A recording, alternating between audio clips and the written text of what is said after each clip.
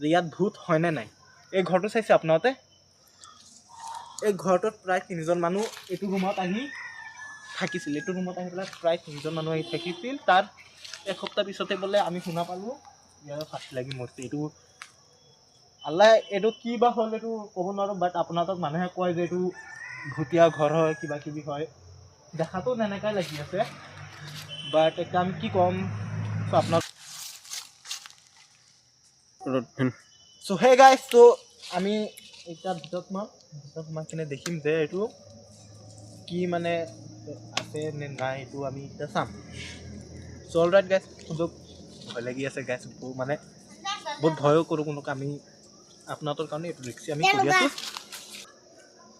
চ' এতিয়া আমি ভিতৰত সোমাম। ভিতৰত সোমাই পেলাই একমাত্ৰ আপোনালোকৰ কাৰণে আমাৰো ভয় লাগি আছে, আপোনালোকৰ কাৰণে সোমাম।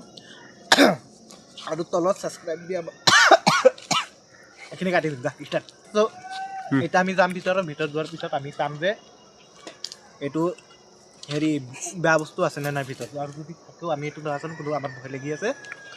আপোনালোকৰ কাৰণে এইটো ৰিক্সি লোৱা হৈছে। আৰু তলত ছাবস্ক্ৰাইবৰ বাটন দিয়া আছে, ক্লিক কৰি দিব। আহক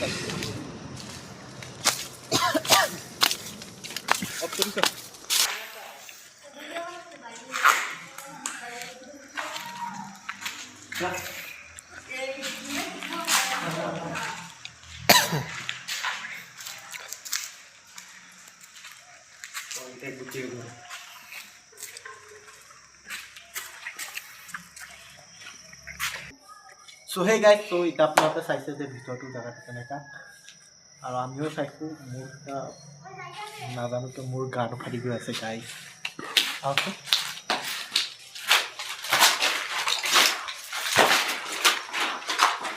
ত' সেই গাইজ, ত' আপোনালোকেতো ৰুমটো দেখিছে কেনেকুৱা, কিমান ধুনীয়া ৰুম হয় এইটো। কিমান মানুহে কয় ইয়াত হেৰি আছে, কিন্তু চ' সেই গাইজ, চ' এইটো আমাৰ ভয়ো লাগি আছে। বাট এতিয়া আমাৰ এইটো ভাল লাগিছে যে লগত এটা কলমো আছে গাইজ।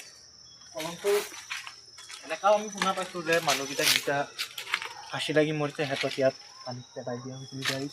চ' আমি ঘৰত হৈছোঁ, মোৰ লগৰটো যোনটো আছে সি মোক ফোন মাৰিছিল, আৰু লগৰটো ফোনটো হৈছে সেইটো মই আপোনালোকক নেক্সট শ্বুটত আপোনালোকক দেখাই আছোঁ গাইজ। আৰু আপোনালোকে যদি ভিডিঅ'টো যদি এতিয়া যদি লাইক কমেণ্ট কৰা নাই, চ' গাইজ আপোনালোকে লাইক কমেণ্ট কৰি দিব। এইটো আমি বহুত মানে